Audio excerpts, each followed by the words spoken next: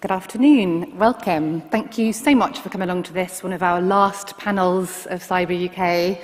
I'm conscious that this is the end of a long 2 days, and if you're anything like me, you've been going along to as many sessions as you can cram in, making the most of all the wonderful content there is out there, and if you're feeling a bit like me, feeling a little bit broken at this stage. So thank you so much for being here today, and for joining us in this wonderful cavernous, tiered, amphitheatre-style auditorium, which isn't daunting at all. So thank you ever so much. I'm hoping that we can provide you a meaty, insightful discussion today about cyber power, one of the big sort of strategic topics of our time.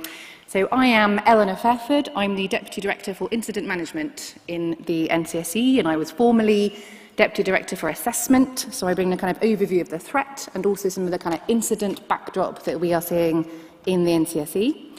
And I'm joined by a really illustrious panel who bring us a really wide range of perspectives to the topic of cyber power.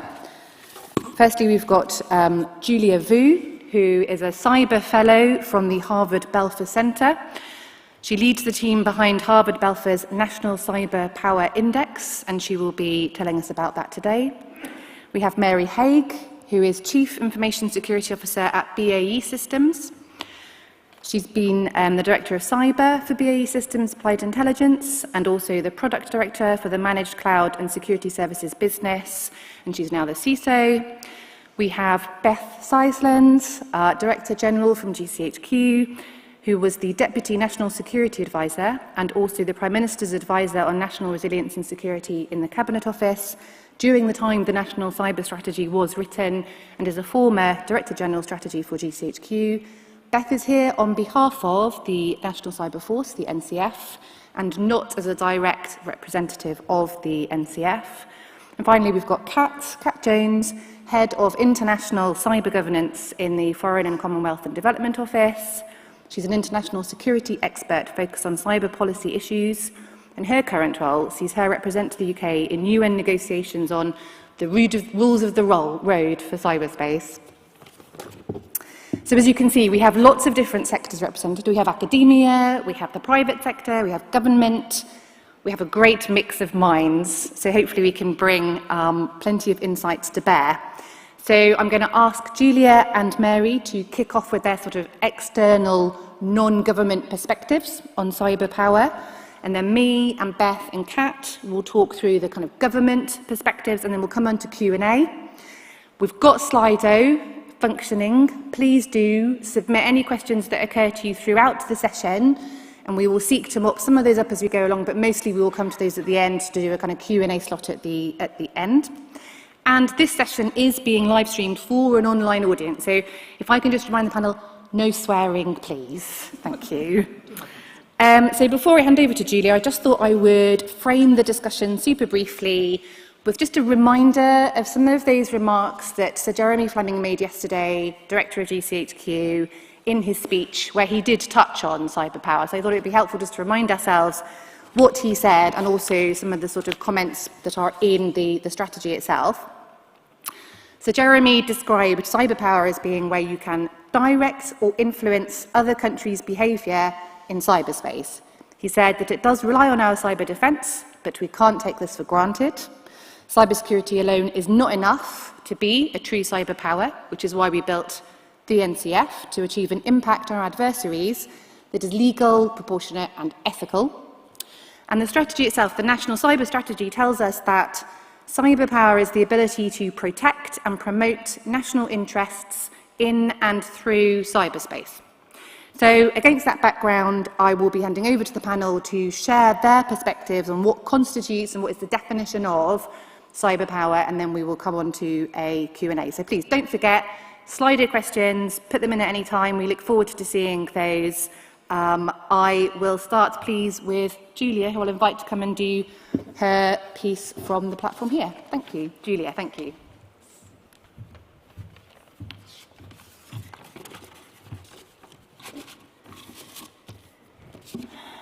Great. Do the slides just come up automatically? Oh, it's the other screen, sorry. Okay, awesome. Well, thank you very much. It's a pleasure to be here today to discuss one of my favorite topics, cyber power.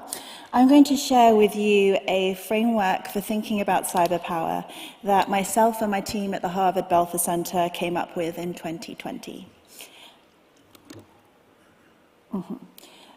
So our team first started thinking about the concept of cyber power a few years ago, and what promoted this was how most conversations around cyber power focused on cyber superpowers, and there also seemed to be no agreement on what this meant. At the time, the World Economic Forum had published a piece naming the US, China, Russia, Israel, and the UK as the top cyber superpowers in 2016, but it wasn't really clear what this was based on. Also, like with a relatively low level of cyber defense of some countries, do you really need to be a cyber superpower to kind of get what you want? Oops, nope. There you go. Most often discussions were fixated on the destructive offensive operations only. And these were also kind of talking mainly about the canonical cyber attacks, so NotPetya, Shamoon, and Stuxnets. And naturally, this would lead conversations to focus on a particular kind of handful of countries: Iran, North Korea, Russia, US, and Israel. So there seemed to be like kind of this very narrow focus, but also generally like a lack of consensus on like what all the different components of cyber power were. And we knew anecdotally that other countries were using cyber operations to steal intellectual property, to build their own technological advantages. They were using social media to influence online public opinion through misinformation and disinformation. And also they were investing huge amounts of money in like building their own domestic technology capabilities and skilled workforce. So it seemed that there were lots of different components of cyber power, and states were all trying to harness this to influence others to get what they wanted. So what we needed was more than just anecdotes to build this framework and to understand what cyber power meant. We studied hundreds of state-attributed cyber operations and categorized them. We also analyzed around 1,000 strategy and policy documents from about 30 countries, and also examined cyber diplomacy efforts between these countries. And it became clear that many of them were investing significant resources in building capabilities in at least 7 to 8 different areas. And it's not just about destroying or disabling an adversary's infrastructure, but also about enhancing national cyber defenses, surveilling and monitoring domestic groups, growing national cyber and technology competence, controlling and manipulating the information environment, foreign intelligence collection for national security, defining international cyber norms and technical standards, and also amassing wealth, although that one was probably the trickiest one to get data on. So with this data, we were able to pull together a new definition of cyber power, and we used this framework to create the National Cyber Power Index. So for us, cyber power is not fixated on only offensive or military applications of cyber capabilities, but it includes a broad range of activities that government does not pursue alone. It's also in tandem with industry and other partners. It includes things like domestic state cyber forces, cyber vulnerability mitigations, building your workforce, legal and policy frameworks, private sector, trade and innovation, and also we need to see evidence of these state-backed cyber operations and cyber diplomacy. And for a state to be a cyber power, it needs to pursue a range of these objectives using cyber means and have the capabilities to achieve them. So the most important takeaway from our research was that cyber power is multifaceted, and to harness it, it requires a whole-of-nation approach. Great, thank you very much, Julia. That's really interesting.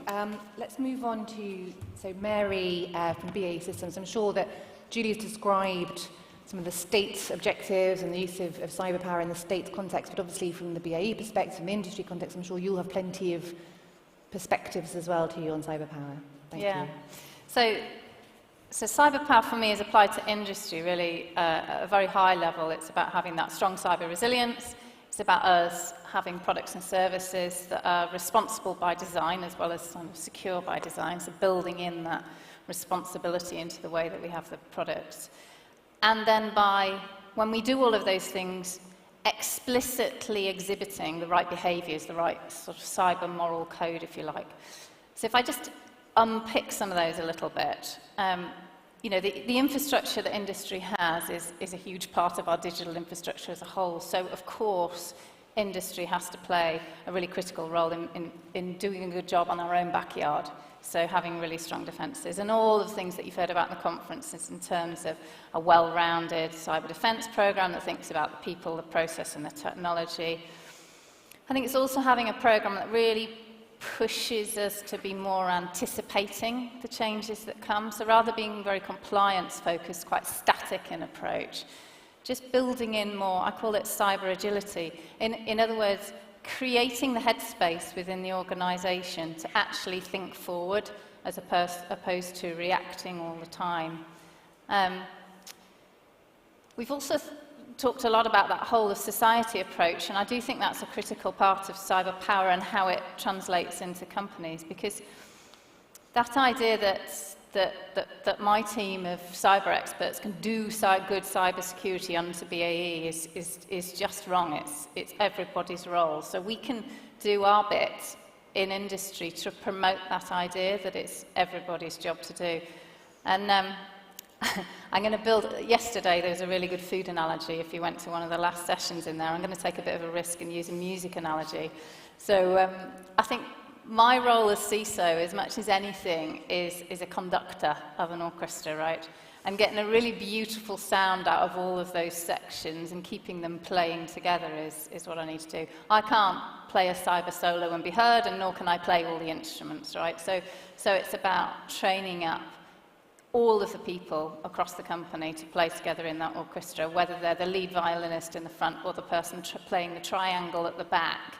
They need to know the part they're playing, the piece of music they're playing, the tempo they're following.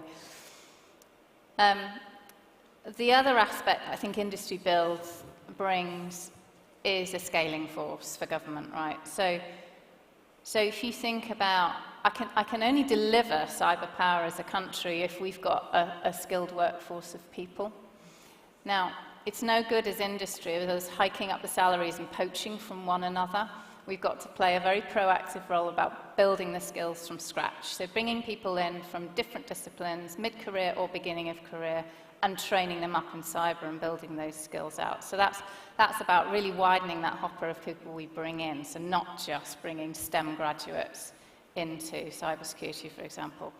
So just to share a little example with you, I've just hired an ops manager from the care home sector, right? So she's just taken, in her ops role, a whole group of care homes through the COVID over the last 3 years. You know, there's so much that she can bring in terms of the long haul of crisis management into cybersecurity, but she's got no cyber background. So it's on us as industry to build out those career pathways and the training so that we can bring in those different perspectives. I think the other place where industry brings scale is the international work. So, you know, cyber capacity building overseas is an obvious one.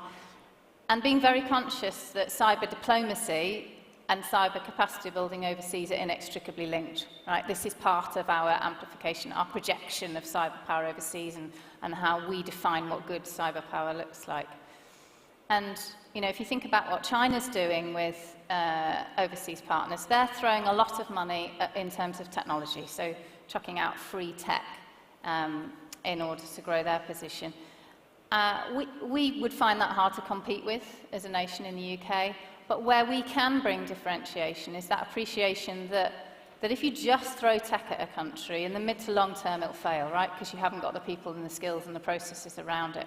So our differentiator, I think, needs to be that longevity of presence and that fact that what we're driving in is a whole generation of cyber skills into that country. And that's not a transactional activity. That's really getting in there and working with them. And by doing that, you're passing on your values to them. Certainly when I talk overseas about cybersecurity and how to do good cybersecurity, I'm very explicit about saying things like, as industry, I never hack back.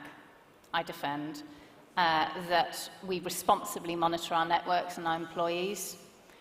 We take a measured approach within a legal framework to do that, and that we take standards very seriously. That we work with government to develop them and you know, are open to how they're enforced and assured.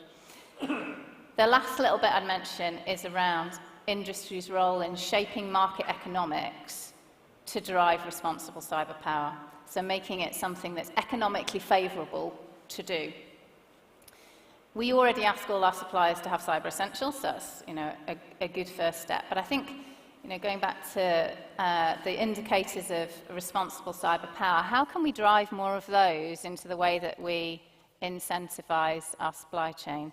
And there's a little word of warning around that. We've got to be quite careful that we don't do it in a way that's sort of all stick, right? So that we engender that kind of fear approach, that parent-child approach to cybersecurity. We've got to find a way to reward things like timely, transparent reporting of incidents, sharing of intelligence, sharing of best practice. And actually, it doesn't all have to be through contractual terms. It can be things like CISOs expressing displeasure at lack of transparency when incidents happen, and me having influence in the renewal of a contract with the procurement teams.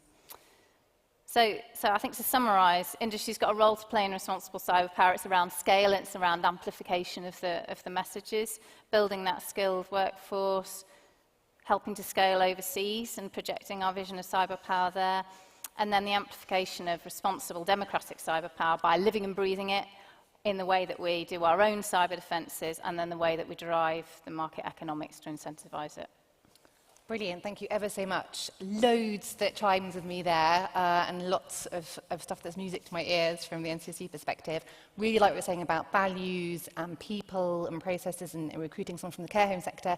I think that sort of resonates with some of the messages we were hearing from the earlier session about diversity and culture, and it's great to hear you speaking along those lines. And responsible by design, that's a nice way to think of it as well, like building in these values from the start alongside the other things that we consider with security. I was going to offer a few reflections quickly from the NCC defensive point of view before handing across to my government colleagues. Thinking in terms of defence from the NCC point of view, you can only really project cyber power if you have confidence in your own cyber defences. We talk often in NCC terms about the NCC being an exemplar, about the UK approach to making it the safest place to live and work online. And you can only really do this if you get the basics right. And for me, cyber is like taking on that leadership role, so exemplifying leadership behaviours in this kind of a field. So there's no use trying to position ourselves as some sort of world leader or world authority on cyber if our cyber defences are routinely being crippled by basic and preventable cyber attacks. So this is the kind of getting the basics right bit, which feels like a really important part of being a cyber power. And additionally, of course, the better you are at this stuff, the more potentially hostile actors might be deterred, arguably, from turning towards you where you are a harder target. So it's all about making life harder for those who might wish to penetrate your defences. So defence is really, really important. But of course, we're not there yet. We totally recognise that. There's a really long way to go. We shouldn't overstate how far we've got, and we know there are still large parts of our economy and our cyber defences that do need to be improved. And that's where I think my second sort of bucket of stuff is incident management itself. I'm from the incident management side. We see organisations being hit on a daily basis. We see the cyber threat play out. And incident management is about helping organisations and sectors be ready and able to respond and to recover if or when the worst case happens and they get hit by a cyber attack. So we provide that kind of 999 service for cyber and support organisations as they go through that awful experience, help them understand what it means, what resources are available, make sure they get the right advice, For them, this is probably one of the worst days they're going to experience when this happens, but for us, we see hundreds every year, and we can offer that sort of support, and we can bring to bear the experience. And what we can also see is the trends playing out, how these things are happening in the first place, what the attackers are up to, how it is unfolding day by day, and we can feed that back into the threat picture and the defences that we are encouraging the building of on a national basis. The final thought I wanted just to offer on cyber power as an angle of leadership is the question around sort of leadership and vulnerability. And for those of you that were around yesterday and saw the really powerful testimonies from organisations who had gone through the experience of a cyber attack in recent months and years and were happy and willing to come forward and speak about it semi-publicly at Cyber UK, this felt really quite transformational, really brave, and a brilliant example of leadership by vulnerability, showing vulnerability, which we all know, good practice in leadership, show your vulnerability. This applies in cyber as well. So it's absolutely essential that we encourage openness, transparency, coming forward, speaking openly about what has gone on, both on a national level and organisations individually and sectorally.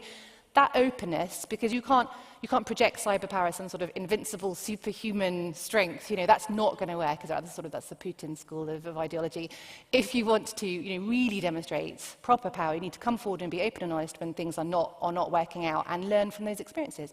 I would call out the US experience in SolarWinds, where they were really open and came out from the start with the full story of what had happened, as far as they were able to tell. And we should be seeking to replicate that broadly as a really good example of cyber power. And on that note, let me hand over to Beth. Beth, you were around. You were the architect in some respects of the national cyber strategy itself, which is basically all about cyber power. So what are your perspectives? It is, thank you. I'll talk a little bit from my perspective as Deputy National Security Advisor, where I had, as you say, the privilege not of architecting it, but of coordinating all of the brilliant minds across government. And I always wave this about because I'm very proud of the team for producing it, but also in support of NCF, who I have worked with very closely over the last few years as they've stood up and developed their capabilities. So I think I'll just echo what everyone else has said around cyber power. I mean, it does sound a bit Putin-esque now we're kind of talking about it. It does sound a bit sort of macho and Bondish, but it isn't just about national security and military capability. The whole point of the vision that underpins the national cyber strategy was that we are taking a societal approach to cyber. And that's really important. And we are, NCSC and the NCF play a vital role in all of that. But it isn't possible for us as a country to, reach that goal of being a leading, responsible, democratic cyber power without everyone in this room, without your leverage, without your capabilities, and without your support for this as a national strategy. I've really loved, actually, the way Lindy has talked about this all week, about it being a team sport. You talked a little bit about being a sort of conductor. And I think we all have to kind of seek to understand what our particular role is in pursuing cyber power for the UK, in support of our national goals and as a sort of force for good in the world. From an NCF perspective, I mean, I think there are so many ways in which we support that national agenda.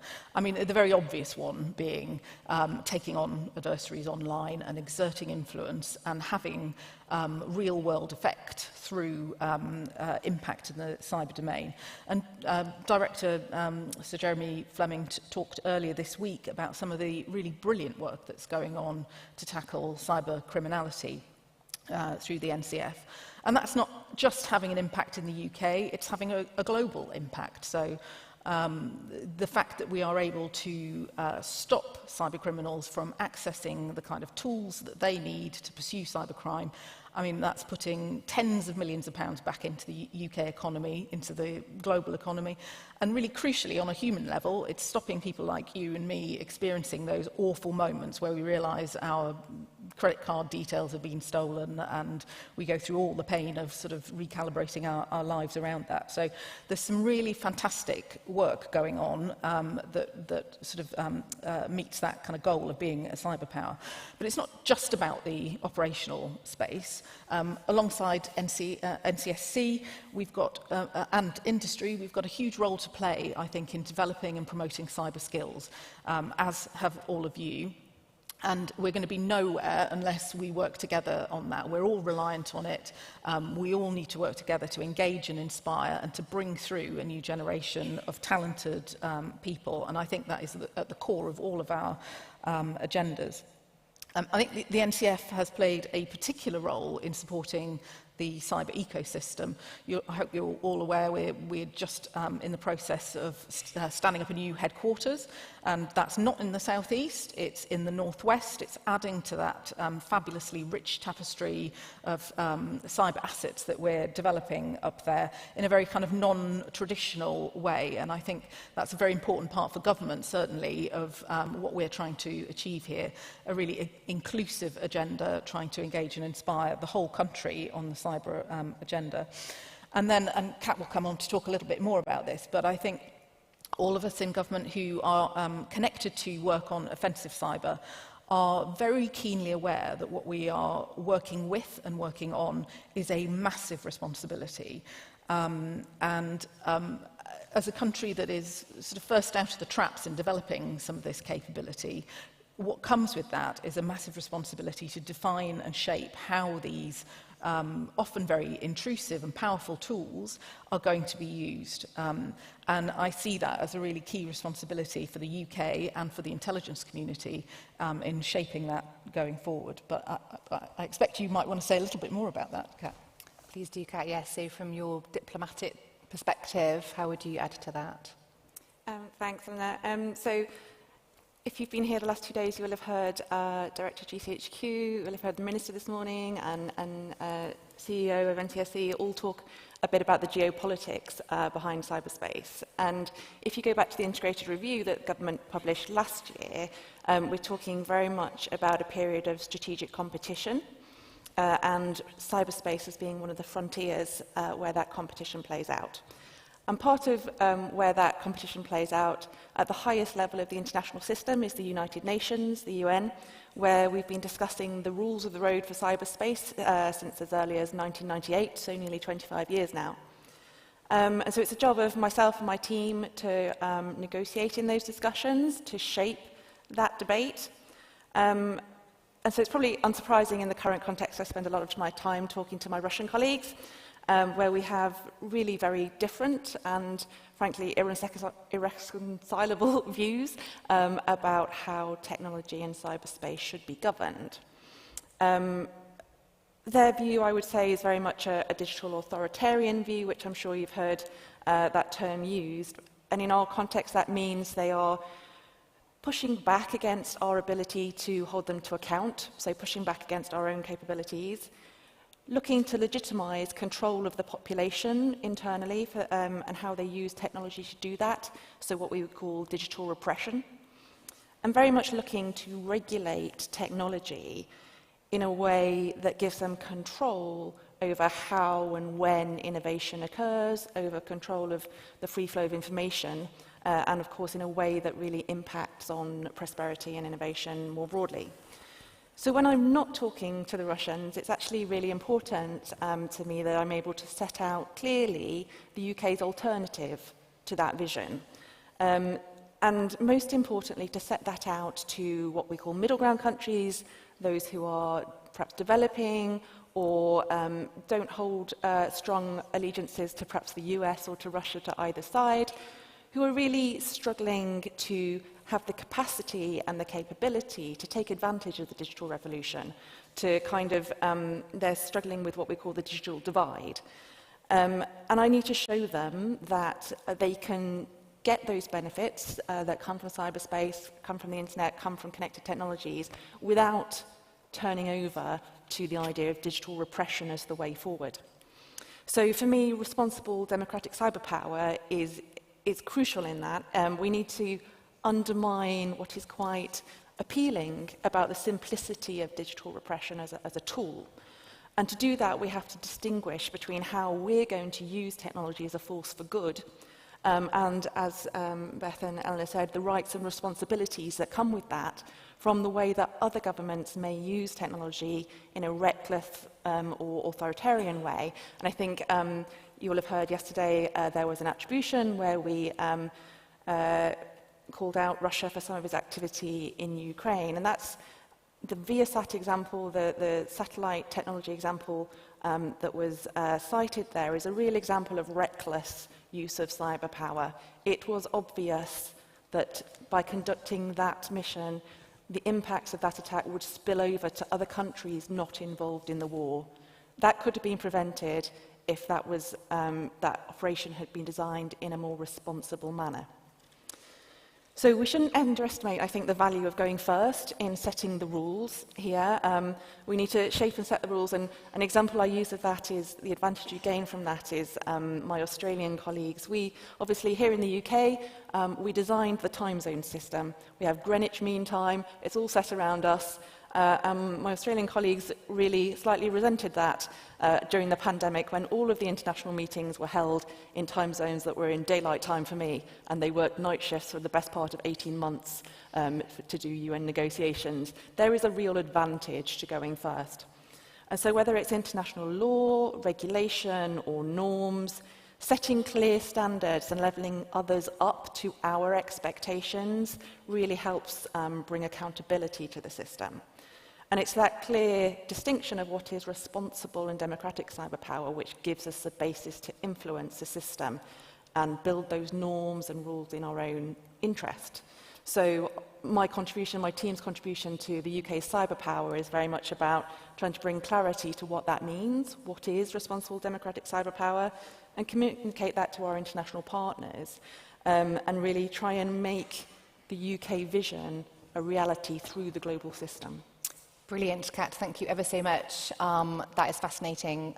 We are down to our final few minutes, and huge thanks to those of you who've put in some questions. I can see that actually one is about how cyber power works when it comes to dealing with those states whose values are completely different. And you've just answered that beautifully. Thank you for pointing out that, you know, responsibility and democratic values are kind of at the heart of what we are discussing in terms of cyber power, but not so much some of those who we might be across the negotiating table with. And there lies some of the tension, doesn't it? Perhaps on that, I could just bring in you, Julia. We've been talking about how the cyber power concept is quite elastic, but also quite broad. How do we ensure that it retains its relevance and has meaning whilst it keeps changing like this? Yeah, well, thank you. I think it's really, inspiring that the UK has taken such a dominant role in discussing cyber power at senior levels regularly. But I would say that particularly in the UK, the think tank ecosystem could do with a little bit more oomph, as well as building a pipeline of cyber policy students who are looking at the topic.